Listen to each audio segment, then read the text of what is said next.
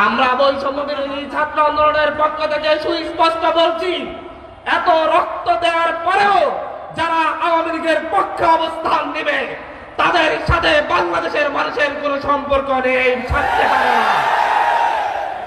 বাংলাদেশের মানুষ সেই দিল্লির এজেন্ডা আর এই দেশে বাস্তবায়ন হতে দেওয়া হবে না।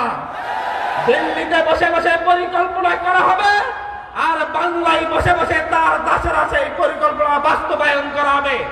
সেই স্বপ্ন 5ই আগস্টের পর আর দেখা যাবে না, সেই স্বপ্ন আর দেখবেন না। বাংলার সেই চাঁপাইনবাবগঞ্জের সীমান্তে দেখুন, বাংলার সেই প্রতিটি সীমান্তে দেখুন, সীমান্তের মানুষজন এখন প্রতিরোধ গড়ে তুলছে। সুতরাং দিল্লির পক্ষে এই দেশে অবস্থান করবেন, এই দেশে রাজনীতি করবেন, সেটা এদেশের মানুষ আর মেনে নিবে না, নিবে না, নিবে না। আজকে অভ্যুত্থানের 5 মাস পরে যখন দিল্লির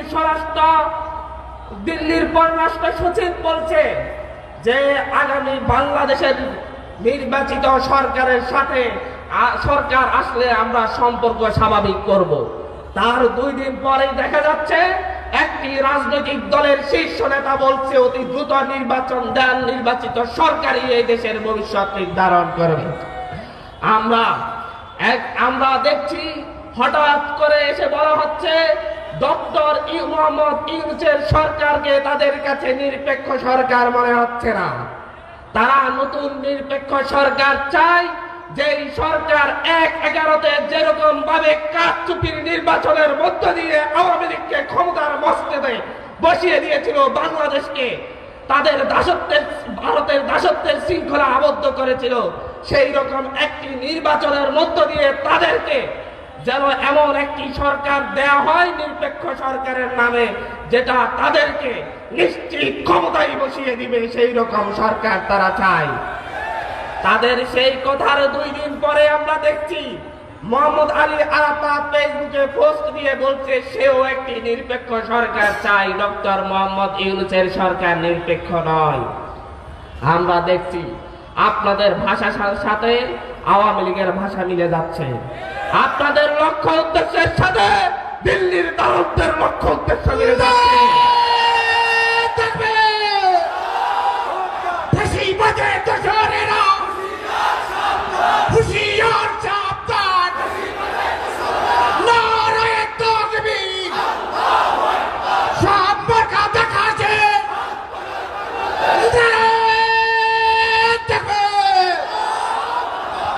ফ্যাসিবাদের বিরুদ্ধে বাংলাদেশের মানুষ, বাংলাদেশের সকল রাজনৈতিক দল ফ্যাসিস্টের বিরুদ্ধে নাহিদ ইসলামের নেতৃত্ব মেনে নিয়ে রাজপথে নেমে এসেছিল। আপনাদের নেতৃত্ব যদি এদেশের মানুষ আপনাদের নেতৃত্বের উপর যদি ভরসা রাখতো, তাহলে সেই 28 অক্টোবর শেখ হাসিনা দেশ থেকে পালাতো। আপনারা সেদিন পল্টন ময়দানের সেই লক্ষ লক্ষ মানুষদেরকে টিয়ার গ্যাসের সামনে পেলে মঞ্চ থেকে পালিয়েছে, এই দেশের মানুষ বলে যায়নি। কিন্তু নাহিদ ইসলামেরা, আসিফ মাহমুদরা এই দেশ থেকে পালায় নাই, তারা 3রা আগস্ট, 4টা আগস্ট, 5ই আগস্ট প্রতিটি দিন রাজপথে ছিল। তারা ডিবির অফিস থেকে এসে 1 ঘন্টার জন্য রেস্ট নেয় নাই, তারা তারপর দিন থেকে রাজপথে নেমেছিল। আজকে আপনারা নাহিদ ইসলাম, আসিফ মাহমুদের চাইতে নিজেদেরকে দেশপ্রেমিক মনে করছেন।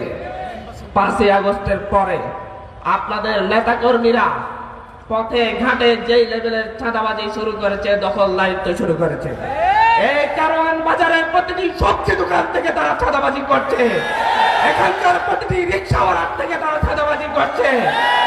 যেই চাঁদাবাজি আওয়ামী লীগ করত, যেই চাঁদাবাজি ছাত্রলীগ করত, যেই চাঁদাবাজি যুবলীগ করত, এখন আপনারা সেই চাঁদাবাজির হাত হস্তান্তর করে নিজেদের হাতে নিয়েছেন।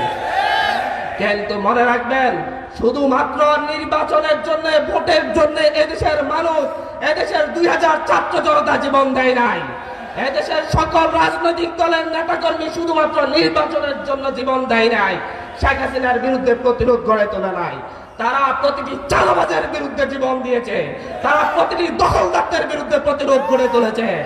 সুতরাং আজকে এই চাঁদাবাজি দখলদারিত্ব বন্ধ না করলে আপনারা অপেক্ষা করুন, মনে করবেন না 5ই আগস্টের যে কোটি জনতা এই দেশের রাজপথে রাস্তায় নেমে এসেছিল তারা ঘরে ফিরে গিয়েছে।